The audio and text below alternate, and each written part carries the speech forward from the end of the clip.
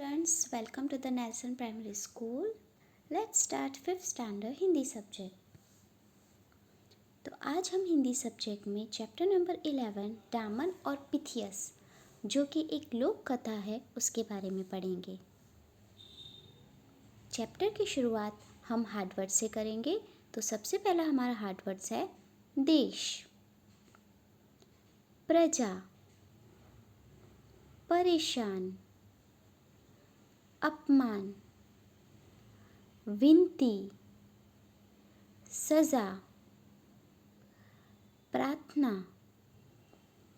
रुकावट, क्रूर, गुस्सा, प्रयोग, अंतिम, समय, परिवार, दोस्त, पृथ्वी। हार्डवर्ड्स के बाद अब हम वर्ड मीनिंग देखेंगे।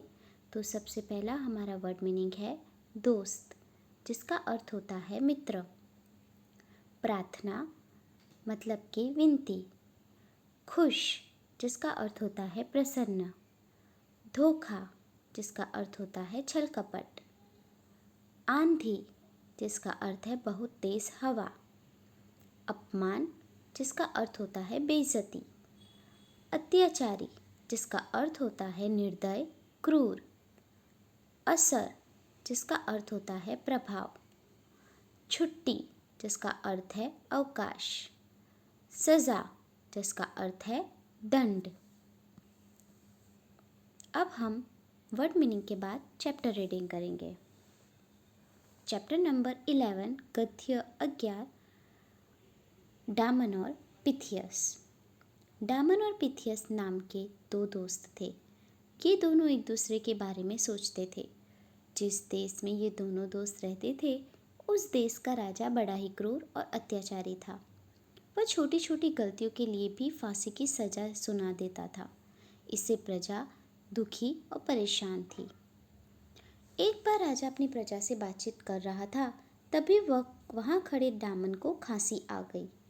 खांसी की आवाज़ सुनकर राजा गुस्से में बोला, इस डामन ने खांस कर हमारी बातचीत में रुकावट पैदा की है। उसने हमारा अपमान किया है, इसलिए डामन को जेल में बंद कर दिया जाए। डामन ने राजा से विनती करते हुए कहा कि महाराज, मैंने जानबूझकर आपकी बातचीत में रुकावट पैदा नहीं की। मैंने आपका अपमान नहीं किया। लेकिन राजा ने डामन की एक न सुनी। राजा की आज्ञा से डामन को जेल में बंद कर दिया गया और कुछ समय बाद राजा ने उसे फांसी की सज़ा सुना दी। यह सुनकर डामन का दोस्त पिथियस बहुत दुखी हुआ। उसने राजा से डामन को फांसी न देने की प्रार्थना की, लेकिन क्रूर राजा पर पिथियस की प्रार्थना का कोई असर नहीं हुआ। फांसी देने के कुछ दिन पहले डामन से पूछा गया कि तुम्हारी अंतिम इच्छा क्या है। उदास